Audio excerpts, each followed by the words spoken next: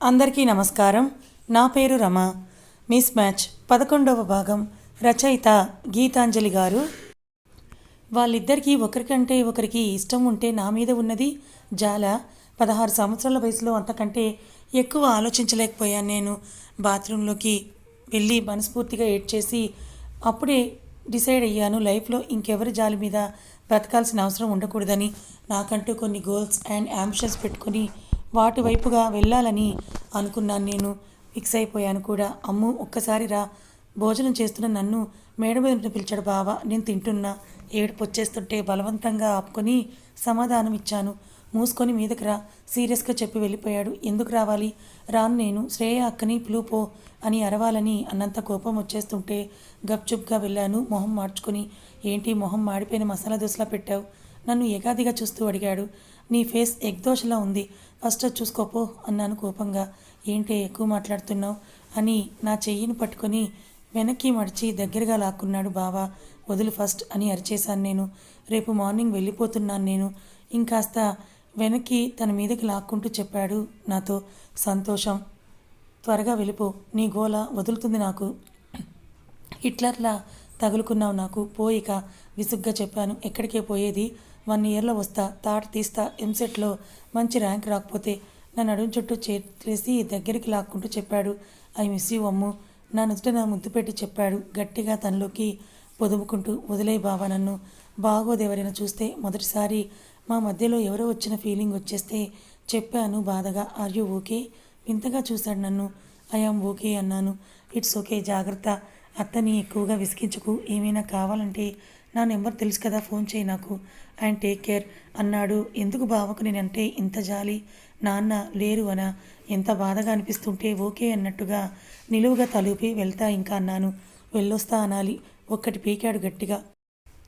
కొట్టకు నన్ను ఉక్రోషంగా చెప్పి బాయ్ బావా, all the best and take care, I miss you ముద్దుగా చెప్పి తన చుట్టూ చేతులేసి నన్ను నేను కన్సోల్ చేసుకొని వెళ్ళిపోయాను అక్కడి నుండి. బావ ఢిల్లీ ఫ్లైట్కి డ్రాప్ చేయడానికి కూడా వెళ్ళలేదు నేను. నన్ను నేను కన్సోల్ చేసుకోలేను. తనలా నాకు దూరంగా వెళ్ళిపోతూ ఉంటే నన్ను పిలవడానికి బావ వచ్చినా కూడా పడుకున్నట్టు నటించేశాను. ఫ్లైట్ టైం అవ్వడంతో బావ వెళ్ళిపోయాడు. వాళ్ళు కూడా సివిల్స్ ఎగ్జామ్ రాసి అప్పుడు వచ్చాడు ఇంటికి. ఆ 1 ఇయర్ బావని చాలా మిస్ అయ్యాను. బట్ నన్ను నేను ఎంత కంట్రోల్ చేసుకున్నానో నాకే తెలుసు. ఎవరికి చెప్పలేను, నాకు తప్ప అమ్మకి చెప్పాలనిపించేది. కానీ ఒకవేళ బావకి కూడా శ్రేయ అక్క ఇష్టమైతే నా కోసం నేను వాళ్ళందరినీ ఇబ్బంది పెట్టడం ఇష్టం లేక వదిలేశాను. బావ వచ్చినా పూర్తిగా ఇగ్నోర్ చేశాను. తను చాలా సీరియస్గా ఇంటర్వ్యూకి ప్రిపేర్ అవుతున్నాడు. అంత కాన్ఫిడెన్స్ ఏంటి? సెలెక్ట్ అయిపోతావని నువ్వేమైనా హీరోవా? ఫస్ట్ అటెంప్ట్లోనే సెలెక్ట్ అయిపోవడానికి వెటకారంగా అడిగాను. నాకు కూడా తెలుసు బావ సెలెక్ట్ అవుతాడని. బికాస్ హీ ఈజ్ బావ. అది తన ప్యాషన్. కానీ నా మనసు నుండి బావను తీయాలంటే తను నన్ను హర్ట్ చేస్తే తప్ప జరగదని అర్థమైంది. సో బాబుని గెలికే ప్రోగ్రాం అన్నమాట. సెలెక్ట్ అవ్వకపోతే నువ్వున్నావుగా నన్ను పోషించడానికి. నేను తిని పడుకుంటానులే నవ్వుతూ సమాధానం ఇచ్చాడు. తిడతాడనుకుంటే తనలా స్పోర్టివ్గా తీసుకోవడం నచ్చలేదు నాకు. నేనెందుకు నిన్ను పోషిస్తా? ఓ, ఇప్పుడు నాకు గార్డియన్గా ఉంటున్నావని, ఆ తర్వాత నేను నువ్వు చెప్పినట్టు చెయ్యాలనే కదా నీ ప్లాన్? సూపర్ బావా. చప్పట్లు కొట్టేసి విసుగ్గా వెళ్ళిపోయాను అక్కడి నుంచి. శ్రీ కనకదుర్గమ్మ తల్లి ఆశీస్సులతో జ్యోతిష్యం చెప్పబడును. గురూజీ గోవిందరాజు గారు.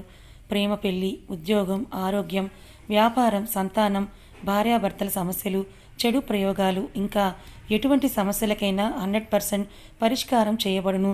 నమ్మకంతో ఫోన్ చేయండి. 100% ఖచ్చితమైన పరిష్కారం దొరుకుతుంది. గురువుగారి ఫోన్ నెంబర్ 7337226830. నా వింత ప్రవర్తన అతనికి కొత్తగా అనిపించవచ్చు. బట్ అది నాకు చాలా అవసరం. అప్పుడు రోజు తనకి ఇష్టం లేని పనులే చేసి తిట్టించుకోవడం, తను తిడుతున్నాడని గోల చేయడం, ఇది కామన్ అయిపోయింది నాకు. కొన్ని రోజులకు మా ఇద్దరిని పట్టించుకోవడం కూడా మానేశారు ఇంట్లో వాళ్ళు. ఆ గబ్బర్ బాబు వల్ల. బాబు ఇంటర్వ్యూ కూడా అటెండ్ అయ్యాడు. ఎలా కంప్లీట్ చేశాడో కూడా చెప్పలేదు ఎవరికి. నాన్న ఉన్నప్పుడు ఉండే షుగర్ ఫ్యాక్టరీ ఇంకా అమ్మేయాలని అమ్మ అనుకుంది. అమ్మ జాబ్తో పాటు ఫ్యాక్టరీ అంటే కష్టం కదా అని. ఆ విషయమే బావతో చెప్తే కొన్ని నెలలు ఆగమని అడిగాడు అమ్మని. బాబు ఇంటర్వ్యూ కూడా సూపర్ హిట్. ట్రైనింగ్కి రమ్మని ఆర్డర్స్ వచ్చేసాయి. 1 వీక్లో బావ వెళ్ళిపోతాడనగా తిరుపతిలో మొక్కు తీర్చుకోవడానికి వెళ్ళారు. అమ్మ, అత్త, మావయ్య, నేను, అక్కి, బావ, అఖిల్ ఇంట్లోనే ఉన్నాం. ఎందుకో ఆ రోజు చాలా నీరసంగా అనిపించి కాలేజ్కి వెళ్ళలేదు నేను. బావ కూడా మీద రూమ్లోనే ఉన్నాడు. ఈవినింగ్ అవుతూ ఉండగా వచ్చి డోర్ కొట్టాడు. బయటికి వెళ్దాం రమ్మని పిలిచాడు. జనరల్గా అయితే ఎగిరి గంతేసి వెళ్ళేదాన్ని, కానీ ప్రజెంట్ మనం బావకి డిస్టెన్స్ మెయింటైన్ చేస్తున్నాంగా, సో రానని యాటిట్యూడ్ చూపించా. నన్ను అలా 2 చేతుల్లో ఎత్తుకొని కారులో కూర్చోబెట్టి డోర్ వేసేశాడు. అరే రానని చెప్తున్నా కదా, నీ రుబాబిన్ నా మీద. What do you think of your self? వదులు నన్ను. డోర్ లాక్స్ తీయడానికి ట్రై చేస్తుంటే చుప్ అని కసిరాడు నన్ను. దెబ్బ కామయ్యి ఎక్కడికి వెళ్తున్నాం చిన్నగా అడిగాను. చెప్పినంత వరకు కూడా ఆగలేవా విసుగ్గా అడిగాడు. ఆగలేననేగా అడుగుతోంది, చెప్పు అని గొనిగాను చిన్నగా. బీచ్ ఆపోజిట్లో స్వింగ్ కాఫీ షాప్ ఉందిగా, అక్కడికి అన్నాడు. వాట్? చిరాగ్గా అరిచాను. ఏంటి నీ బాధ? కళ్ళు చిట్లిని చూశాడు. నేను ఎలా ఉన్నానో కనిపిస్తోందా నీకు? నైట్ డ్రెస్లో ఉన్నాను బావా. ఇలా ఆ కాఫీ షాప్కి వెళ్తే తాగడానికి కాదు, క్లీనింగ్కి వచ్చాననుకుంటారు. కళ్ళు తిప్పుతూ చెప్పాను. నువ్వు ఎలా ఉన్నా ముద్దుగానే ఉంటావని.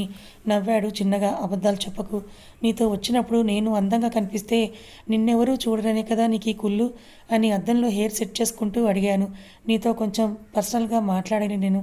ఇంట్లో కష్టం అందుకే అని అన్నాడు బావ. పర్సనల్ అనగానే నా గుండె ఆగిపోయింది. శ్రేయ అక్క గురించే చెప్తాడేమో అని నా మనసు గట్టిగా చెప్తోంది. రాను నేను. ఇంటికి వెళ్ళిపోదామన్నాను. తనకి అక్క ఇష్టమైనా సరే అది తన పర్సనల్ చాయిస్. బట్ ఆ విషయాన్ని బావ డైరెక్ట్గా నాకు చెప్తే వినడానికి నా మైండ్ అస్సలు సహకరించడం లేదు. చెప్పేది వినమ్ము, సీరియస్గా చెప్పాడు. నేను వినను. అయినా నీకు ఇట్లా ఒంటరిగా అమ్మాయిలని బయటకు తీసుకొని రావడం తప్పని తెలీదా? ఇంట్లో దింపై నన్ను. కన్నుల్లో నీళ్ళు తెచ్చేసుకొని ఏడ్చేశాను. నా కళ్ళల్లో నీళ్ళు చూడగానే పైకి లేచింది ఇంకా బావకి కోపం. Are you madam? చెప్పేది వినవేంటి? బుగ్గలు 2 ఒత్తేసి కోపంగా అడుగుతుంటే వదలకపోతే మా నాన్న మీద ఒట్టు బావ, స్థిరంగా చెప్పాను. పిచ్చి నీకు అరిచాడు చాలా కోపంగా. బావ చేతులు నన్ను వదలగానే కార్ దిగి ఆటోలో ఇంటికి వెళ్ళిపోయాను. డబ్బులు లేక వాచ్మెన్ దగ్గర డబ్బులు తీసుకుని ఆటో అతనికి ఇచ్చేసి మరి నేను దిగగానే స్టీరింగ్ ఒక్కటేసి కార్ స్టార్ట్ చేసి వెళ్ళిపోయాడు బావ. ఎక్కడికి వెళ్ళాడో నేను అడగలేదు, తను చెప్పలేదు. రాత్రి 11 అయింది. మళ్ళీ బావ వచ్చినప్పటికీ అక్కి, అఖిల్ పడుకుండిపోయారు. నాకు మాత్రమే తెలుసు బావ ఎంత కోపంలో బయటికి వెళ్ళాడో. అందుకే వెయిట్ చేస్తూ ఉన్న టీవీ చూస్తూ నా వైపు చూసి చూడనట్టు వెళ్ళిపోయాడు. డైనింగ్ ఏరియాలోకి గ్లాస్ తీసుకొని వాటర్ తాగి డోర్ లాక్ వేసి మేడ మీదకి వెళ్తూ ఉంటే భోంచేయవా చిన్నగా అడిగాను. Don't you ever dare talk to me, చాలా సీరియస్గా చెప్పి డోర్ బల్లున వేసుకున్నాడు. కింద ఫ్లోర్లో ఉన్న నాకు వినిపించేంత గట్టిగా నేను చేసుకున్నదేగా అని నిట్టూర్చి వెళ్ళిపోయా బెడ్రూమ్లోకి. బావ ట్రైనింగ్కి వెళ్తున్న రోజు అందరూ ఒకటే ఏడుపు. నేను ఏడ్చినా బయటకు చూపించిన దౌర్భాగ్యం నాది. అందరినీ దాటి నాకు దగ్గరగా వచ్చి ఈ 2 ఇయర్స్ నీ ఫోకస్ మొత్తం చదువు మీదే మాత్రమే ఉండాలి, అది దాటి బయటకు వెళ్తే చంపేస్తాను స్థిరంగా చెప్పి నా నుదుట నా ముద్దు పెట్టి వెళ్ళిపోయాడు. తను వెళ్తున్న వైపే గుట్లప్పగిని చూస్తూ ఉండిపోయాను. అంతమంది మధ్యలో ముద్దు పెట్టేంత ధైర్యం ఏంటని. అప్పుడు ఆ రిలేషన్ మీద అతనికి ఉన్న క్లారిటీని అంచనా వేసే వయసు నాకు లేదు. ఆ 2 ఇయర్స్ అలానే అయిపోయాయి. ఎంసెట్ ర్యాంక్ కూడా బాగానే వచ్చింది నాకు, మా అఖిల్ గాడికి కూడా. ఇద్దరం ఆంధ్ర యూనివర్సిటీలో జాయిన్ అవుతామని ఒప్పించి జాయిన్ అయిపోయాం. నేను ఎలక్ట్రికల్, వాడు సివిల్. బావకి ట్రైనింగ్ కూడా అయిపోయింది. వైజాగ్ డిస్ట్రిక్ట్ జోన్ 2కి బావని ఏసీపీగా వేశారు. మళ్ళీ అందరం కూడా ఒకే గూటికి చేరాం. హాస్టల్లో వద్దని అత్త వాళ్ళ ఇంట్లోనే ఉంచింది అమ్మ. కాకపోతే గబ్బర్ బాబుకి అస్సలు ఫ్రీ టైం అనేదే ఉండటం లేదు కాబట్టి నాకు కూడా పెద్దగా సమస్య ఏమీ లేదని ఫీల్ అయ్యి నేను ఒప్పుకున్నాను ఉండటానికి. కానీ గబ్బర్ బాబు రుబాబు మాత్రం ఆపలేదు. నాకు కూడా కేరింగ్ పొసిటివ్నెస్ నచ్చేది బావలో. కానీ బావకి నాకు ఫ్యూచర్ లేదనుకున్నప్పుడు ఇంకా వాటిని ఇష్టపడటం అంటే గాల్లో మేడలు కట్టడం మాత్రమే అని నా మనసు హితబోధ చేసేసరికి బావతో కలిసి ఉండలేక హాస్టల్కి వెళ్ళిపోతా అని అమ్మ కాళ్ళ వెళ్ళా పడి ఒప్పిస్తే బావ ఇష్టం అని సింగిల్ ముక్కలో తేల్చేసింది. బావ ఒప్పుకుంటాడా? చచ్చినా ఒప్పుకోడని ఫిక్స్ అయ్యి అడిగేసరికి సేమ్ అదే ఆన్సర్ ఇచ్చాడు. గట్టిగా బతిమలాడేశాను ప్లీజ్ అంటూ. నీ ఇష్టం అన్నాడు నా గోల భరించలేక. థ్యాంక్స్ అని చెప్పేసి పెట్టా బేడా సర్దుకొని హాస్టల్కి పోయాను. సెకండ్ ఇయర్ నుండి మా వదినకి పెళ్ళంటే భీమవరం వెళ్ళాం అందరం. నా సెకండ్ ఇయర్ స్టార్టింగ్లో అక్కడే నన్ను చూసింది వంశీ వాళ్ళ అమ్మ. చక్కగా తయారై పెళ్ళికి వెళ్ళడం కూడా పాపమే అని అప్పుడే అర్థమైంది నాకు. మా అమ్మ డీటెయిల్స్ కనుక్కొని వంశీకి నాకు పెళ్లి చేయమని ఒకటే గోల చేసేసరికి వాళ్ళ డీటెయిల్స్ చూసి అమ్మకి వాళ్ళు మంచి వాళ్ళే అనిపించింది. వన్ ఫైన్ సండే అత్త వాళ్ళ ఇంట్లో బిర్యానీ భుజించి అత్త భుజం మీద పడుకున్న నన్ను చూసి బాంబ్ పేల్చింది అమ్మ. నాతో సహా అందరూ కూడా షాక్. అప్పుడే పెళ్ళేంటి, దానికి ఇంకా ఇంజనీరింగ్ కూడా అవ్వకుండా అని అరిచేశాడు బావ. అందరికీ కూడా సేమ్ ఫీలింగ్, నాకు కూడా ఇన్ఫ్యాక్ట్. కానీ దానికి అమ్మ చెప్పిన రీజన్ నన్ను ఆలోచించేలా చేసింది. నేను కూడా మీ మామయ్యలాగే పోతే దాని పెళ్ళి కూడా చేయలేదనే బాధ ఉండిపోతుంది. ఆ అబ్బాయి కూడా మంచోడే, చాలా నచ్చిందంట శ్రీనిక తనకి. వాళ్ళ అమ్మ నాన్న కూడా ప్రొఫెసర్లు, పెళ్ళయ్యాక చదువుకుంటుంది, దానికి ఏముంది అని అంది అమ్మ. నిజానికి ఇంకా ఇంకా బావ మీద ఆధారపడి బ్రతకాలని నాకు కూడా లేదు. ఆ క్షణం నా స్థిరత్వం లేని ఆలోచనలతో ఓకే చెప్పేశాను. ఆ తర్వాత ఎందుకు ఓకే చెప్పానా అని చాలా ఆలోచించేసినా పెద్దగా ఒరిగిందేం లేదు. రిజల్ట్గా వంశీకి నాకు పెళ్లి సెట్ అయింది. బావ వద్దని వాదిస్తూ ఉంటే నేను చేసుకుంటానని చెప్పిన నన్ను విసుగ్గా చూశాడు బావ. అయిను ఇక మీదట బావ నుండి వచ్చేవి అవే అని విక్రమ్ శ్రేయాకి కూడా పెళ్లి చేసేద్దాం ఆ ముహూర్తానికి అని అడిగింది మా మామ. మాకు ఇంకా టైం కావాలని చెప్పేశారు వాళ్ళు. అలా మెరుపుతీగలా ఎంటర్ అయిన వంశీ అలా మెరుపుతీగలానే వెళ్ళిపోయాడు. పర్మనెంట్గా బావ వైఫ్గా సెటిల్ అయిపోయాను. కానీ ఎందుకో సంతోషం లేదు. నేను కోరుకున్నది అది కాదు. బావ నన్ను ప్రేమించి, నేను బావను ప్రేమించి మా లైఫ్ని స్టార్ట్ చేసి ఒక చిన్న ఇల్లు, ఇద్దరు బుజ్జి పిల్లలు, నేను బావ మా జాబ్స్ అంతే. కానీ లైఫ్ మొత్తం తారుమారైపోయింది. ఎందుకు పెళ్లి చేసుకున్నామో కూడా తెలియని స్థితిలో మేము.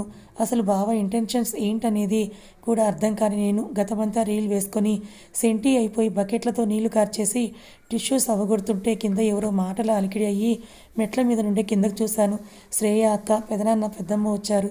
లోపలికి వెళ్ళి మొహం కడుక్కొని వెళ్ళాను కిందకి. నన్ను చూడటమే నవ్వుతూ వచ్చి హక్ చేసుకుంది అక్క. నేను కూడా అక్కని తిరిగి హక్ చేసుకొని హౌ ఆర్ యు అక్క అని అన్నాను. గుడ్ అంటుంటే ఆ స్వీట్ న్యూస్ దానికి కూడా చెప్పు, నా నోట్లో లడ్డు కుక్కుతూ అంది మా బామ్మ. ఏ స్వీట్ న్యూస్? కుక్కేసిన లడ్డు చేతిలోకి తీసుకొని తింటూ అడిగా. పెళ్లి సెట్ అయింది శ్రేయాకి, సంతోషంగా చెప్పారు పెదనాన్న. కంగ్రాట్స్ అక్క, చిరునవ్వుతో చెప్పాను. థ్యాంక్స్ అంది అక్క. ఎందుకో తన ఫేస్ టెన్షన్గా ఉన్నట్టు అనిపించింది. అక్కతో మాట్లాడితే తన ప్రాబ్లం తెలుస్తుంది కదా అని పక్కకు పిలిచి లాక్కెళ్ళిపోయాను. ఏమైందక్క, ఎందుకంత టెన్షన్గా ఉన్నావు? నీకు ఈ పెళ్ళి ఇష్టం లేదా? నీకు ఇంకా బావని మర్చిపోవడానికి టైం కావాలా అని లొడలొడ వాగుతూ ఉంటే ఓయ్ అంది అక్క ఒక్కసారిగా. బావని నేను మర్చిపోవడం ఏంటే? చిరాగ్గా చూసి అడిగింది. నీకు బావ అంటే ఇష్టం లేదా? చిన్నప్పటి నుంచి మీ ఇద్దరికి పెళ్ళి అనుకుంటున్నారుగా అమాయకంగా అడిగాను నేను. అనుకుంటే మా ఇద్దరికి అలాంటి ఆలోచనలు లేవు. అసలు నువ్వు ఇలాంటి ప్రశ్న నన్ను అడిగావంటే బావ నీకు ఇంకా నిజం చెప్పలేదా అంది. నిజం? ఏం నిజం అర్థం కాక అడిగాను. బావ లవ్స్ యూ అమ్ము. పిచ్చి నువ్వంటే తనకి ఇప్పుడు కాదు, చిన్నప్పటి నుండే. తనకి నువ్వు అఖిల్తో క్లోజ్గా ఉన్నా నచ్చేది కాదు. ఒక ఏజ్కి వచ్చాక నేను బావ మంచి ఫ్రెండ్స్ అయ్యాం. అప్పుడే నేను శ్రీకర్ గురించి చెప్పాను, బావ నీ గురించి చెప్పాడు అంది. శ్రీకర్ అతనెవరు? అర్థం కాలేదు నాకు. నా కాబోయే భర్త అంది. వాట్, లవ్ మ్యారేజ్ అనేది? కళ్ళింతలు చేసి అడుగుతుంటే చిన్నగా నవ్వి అవును అన్నట్టు తలూపింది. బావ నన్ను లవ్ చేశాడా? ఆనందం పట్టలేక మళ్ళీ మళ్ళీ అడుగుతుంటే నిన్ను పెళ్లి చేసుకోవాలని 6 నిమిషంలో నిర్ణయం తీసుకున్న వ్యక్తి గురించి ఇంకా ఏం చెప్పమంటావు నన్ను? ఒక్కసారి కుదురుగా తన కళల్లోకి చూడు. నీ మీద ప్రేమ అంతకంటే ఎక్కువగా బాధ్యత, అంతకంటే ఎక్కువ నమ్మకం కనిపిస్తాయమ్ము.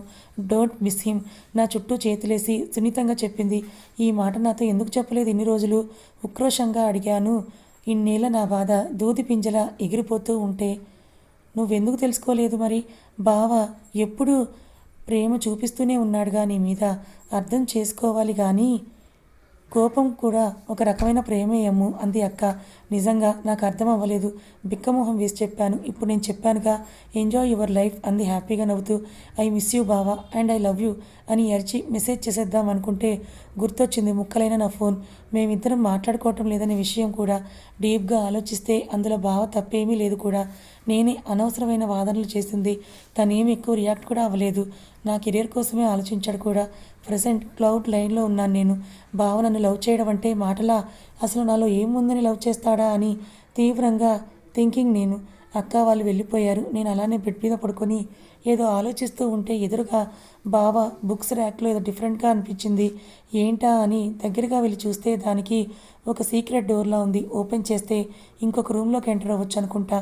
పాస్వర్డ్ ఉంది కానీ ఏం పెట్టి ఉండొచ్చు అని థింకి రొమాంటిక్గా నా బర్త్డే ఏమని ట్రై చేశాడేమో అని ట్రై చేశా కానీ పెద్ద అట్రఫ్లాప్ అయింది. మా గబ్బర్ని అంత రొమాంటిక్గా ఊహించుకున్నందుకు నా చెప్పు తీసి కొట్టుకోవాలి. ఆ తర్వాత బావ బర్త్డే, అత్తామామ యానివర్సరీ అన్నీ కూడా ట్రై చేశా. లాస్ట్ హోప్గా నాన్న బర్త్డే ట్రై చేస్తే అది ఓపెన్ అయ్యింది. కథ ఇంకా ఉంది. మొత్తానికి విక్రమ్ తనని ఎప్పటినుంచో ప్రేమిస్తున్నాడని శ్రీనికకి తెలిసిపోయింది. శ్రీనిక తన బావ తనను ప్రేమించట్లేదని భ్రమలో ఉంది కదా. మరి ఇప్పుడు తన బావ తననే ప్రేమిస్తున్నాడని తెలిస్తే, మరి ఆ విషయం శ్రీనికకు తెలిసిందని విక్రమ్కి తెలిస్తే ఏం జరగబోతోంది? మరి వీళ్ళిద్దరు ఇప్పటికైనా ఒకరి మీద ఉన్న ఒకరి ప్రేమని కన్ఫ్యూజ్ చేసుకుంటారా లేదా తెలుసుకోవాలనుకుంటే మన ఛానల్ని ఫాలో అవ్వండి. కథ నచ్చితే లైక్ చేయండి. Thank you so much.